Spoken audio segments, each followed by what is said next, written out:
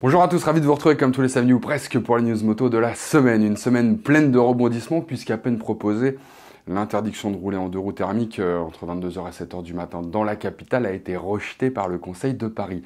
Alors là, autant vous dire que ça m'embouche un coin. Je m'attends à pire, du coup. Bon, à part ça, il n'y a pas des masses de grosses actus cette semaine, mais je vous en ai quand même trouvé quelques-unes. Alors c'est parti.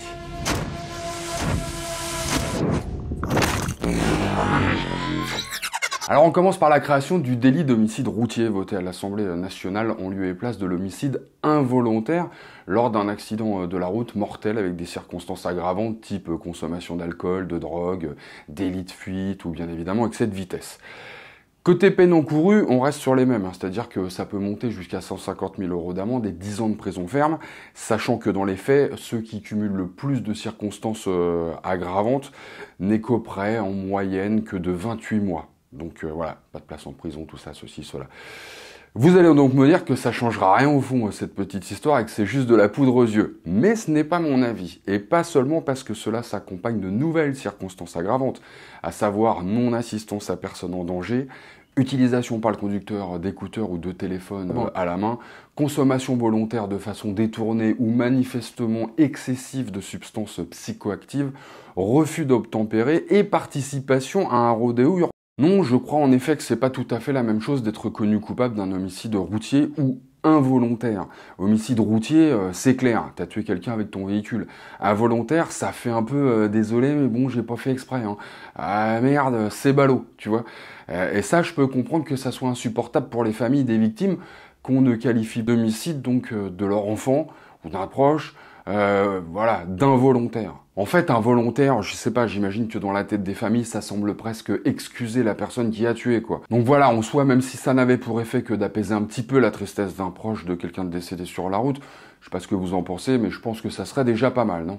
On continue avec quelque chose de plus gai, la Santoro ou Centauro, une Ducati Street Fighter V4 Lamborghini Special Clienti, revue et corrigée par l'artiste italien Paolo Troilo, qui s'était déjà illustré en 2021 en repeignant une Lamborghini Huracan Evo baptisée pour l'occasion Minotauro. Et bah en fait voilà, il a fait de même avec cette Street Fighter V4 limitée à l'origine à déjà seulement 63 exemplaires. Il a peint dessus un homme courbé en position de recherche de vitesse.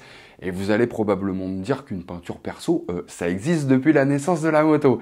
Ouais, les motos repeintes au doigt par des artistes de renom, dans l'histoire de la moto, je suis pas sûr en revanche qu'il y en ait eu des masses. Repeintes au doigt, la preuve. Hein. Bon, évidemment, inutile de parler de prix. C'est le marché qui le dira, voilà, on va dire ça comme ça. Et puis la renommée effectivement de l'artiste.